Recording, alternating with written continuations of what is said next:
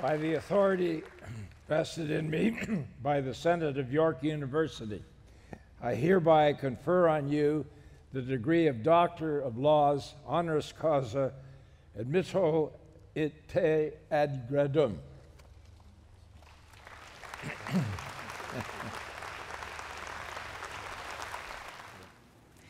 Mr. Chancellor, Mr. President, Dean Horvath, Professor Cook, parents, families, and friends, and of course graduates, good morning.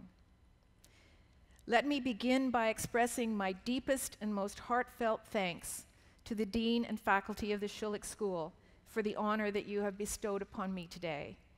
It's all the more wonderful for being unexpected and unlooked for. It's especially gratifying to have so many of my family here today. You know how much it means to me and how proud I am of all of you. If I ever neglected you because I was spending time doing the things that got me here today, forgive me. I think you all turned out just fine. Thank you to all of you, and especially to my husband, Chuck Hantho, who is behind me here on the stage and who stood here only 2 years ago to receive this same honor. In 1973, when I began work on my MBA here at what was elegantly known at the time as the Faculty of Administrative Studies, the only evidence that I had that the school would turn out as it has was the fact that York University understood the practical needs of students working in business who wanted to upgrade their skills but who could not afford to quit work to do so. At the time, part-time MBA studies were not accepted everywhere as having the same legitimacy as the full-time program. But York saw the future and opted to be different. Today, the Schulich School is recognized both domestically and internationally as a leader in business education, with an eye to the future and with a program to support that vision.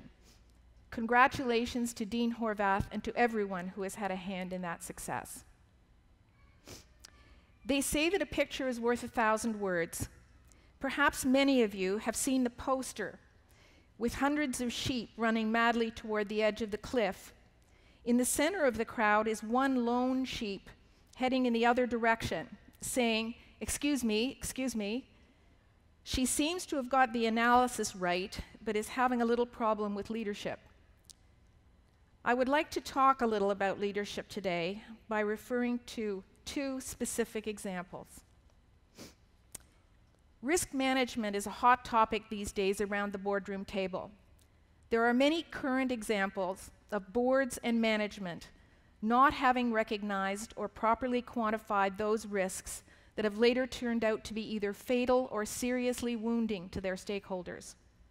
I want to talk to you today about one of them, human error.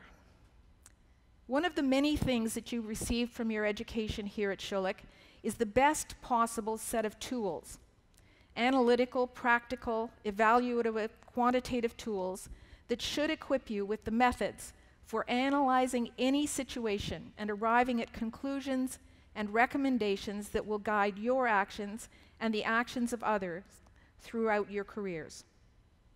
However, if we have learned anything from the recent financial crisis and the BP disaster in the Gulf of Mexico, it is that models alone are insufficient to make decisions and will not save you. Wise judgment has not been layered on top of these models often enough, and we are now suffering the consequences. When I was a teenager learning to sew and cutting fabric on our living room floor, my father used to yell at me, "Measure twice, cut once." All of my career, I've been trying to help companies avoid the fatal error. It has been something of a mantra for me, and I have to tell you, it didn't always work. No matter how many training modules you have, courses, demonstrations, manuals, checks and balances, someone will not follow the rules, will not apply common sense, and disaster will ensue.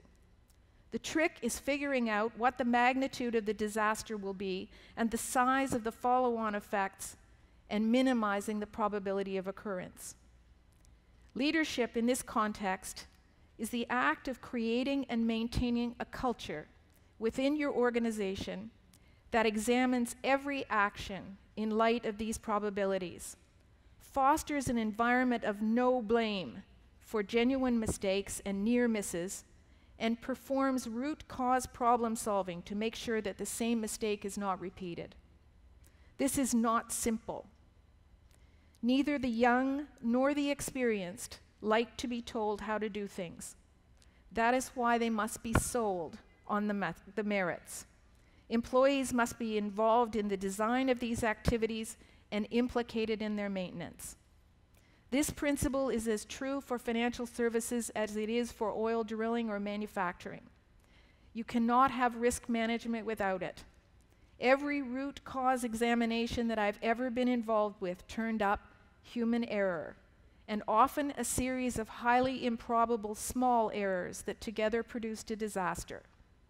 They are usually born of a culture that ignored and minimized these small occurrences and did not examine the risk associated with the cumulative effect. How misguided it is to do these things in the name of profit. As BP now knows to its horror, profit can evaporate in an instant and mean nothing. Leadership of this type can be practiced at any level within a corporation and only involves taking the time to think, what if we are wrong? The other element of leadership that I want to speak to you about today is establishing and maintaining your reputation. In business as in life, in the final analysis, it is really all you have. It is what you bequeath to your children. Don't let anyone else manage it, and don't lend it to any company or individual that you do not trust. There is an old saying about not doing anything or being part of anything that you would not want to see on the front page of the Toronto Star, and that is certainly true. My husband says that his father used to tell him, when they ask about your expense accounts, it's too late. But what I'm talking about is more than that. Let's go back for the moment to the poor little sheep. She knew that what was happening was wrong, but wasn't having much success convincing the others. Like the expense accounts, when you have to resort to the whistle-blowing hotline, it's too late. The kind of leadership I'm talking about is the kind that relies for its influence on years of your being observed by everyone you work with as doing the right thing. It used to be called in the textbooks of my time, non-authority leadership. From time to time, I've come to Schulich to speak to the incoming MBA class, and I used to joke that the course that you will need the most over your career is the one that they don't teach. It's called sales. Every business executive is involved in sales. Whether you think of that in terms of customers, employees, shareholders, the community, or any other of a myriad of stakeholders to whom you have ultimately to answer, you are selling your vision of the way to conduct business, and by implication, yourself. Make sure that the quality of what you are selling is first rate. Choose your company, your co-workers, and your friends wisely and well. Your reputation must be your first, last, and most important consideration. The lowliest trainee can learn leadership by watching and learning from someone they respect, whose reputation is worthy of admiration. Someday, others will learn from you. Thank you again for this wonderful honor. You cannot imagine now what it would be like to be in this place after a career of 40 years. But believe me, it passes in the blink of an eye. I wish you all the greatest of good fortune in your lives and in your careers. Congratulations to you all.